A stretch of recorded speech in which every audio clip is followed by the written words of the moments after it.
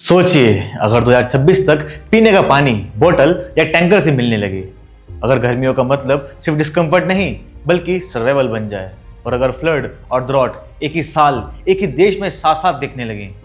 ये कोई फिल्म का सीन नहीं है, ना ही फ्यूचर की कोई कहानी। ये साइंटिस्ट की वार्निंग है जो क्लियरली कह रही है कि इंडिया अब एक ऐसे क्लाइमेट फेज में एंटर कर चुका है जहां नेचर को कंट्रोल करना मुश्किल होता जा रहा है। नमस्कार दोस्तों, मैं हूं साहिल कुमार और आप देख रहे हैं हमारे यूट्यूब चैनल DNB। हम में से ज़्यादातर लोग क्लाइमेट चेंज को एक डिस्टेंट प्रॉब्लम समझकर इग्नोर कर देते हैं, जैसे ये सिर्फ पोलर बियर्स या ग्लेशियर का इशू हो। लेकिन सच ये है कि क्लाइमेट चेंज का सबसे बड़ा इम्पैक्ट इंडिया जैसे डेवलपिंग कंट्रीज पर पड़ने वाला है।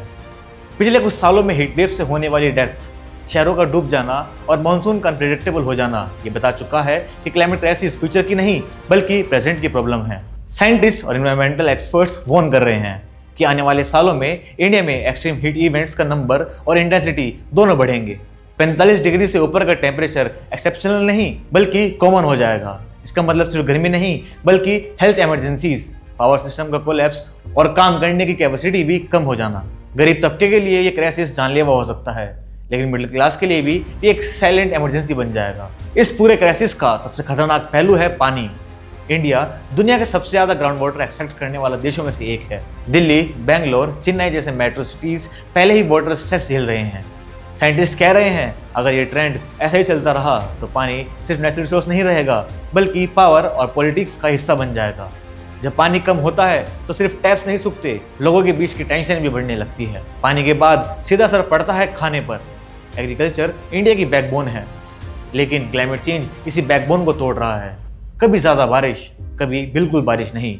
इसी अनसर्टेनिटी में किसान प्लानिंग नहीं कर पा रहा है।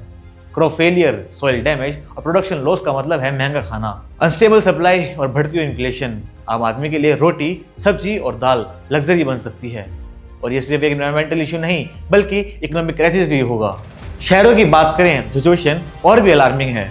इंडिया की सिटीज फास्ट ग्रोथ के साथ साथ पेड़ और वाटर बॉडीज खोते जा रहे हैं।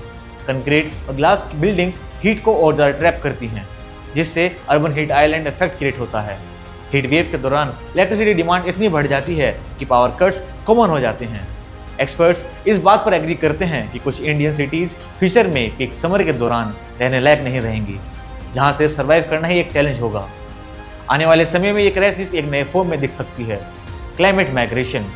जब पानी, काम और बेसिक रिसोर्स नहीं मिलते तो लोग जगह बदलते हैं।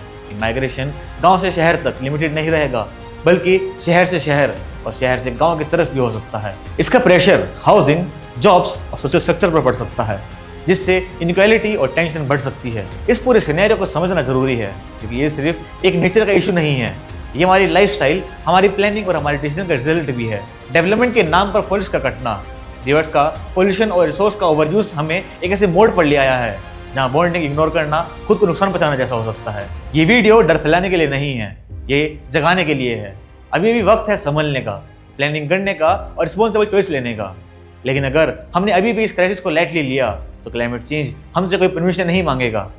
इंडिया सर्वाइव तो करेगा, लेकिन असली सवाल ये है हम किस क्वालिटी ऑफ लाइफ के साथ सर्वाइव करेंगे।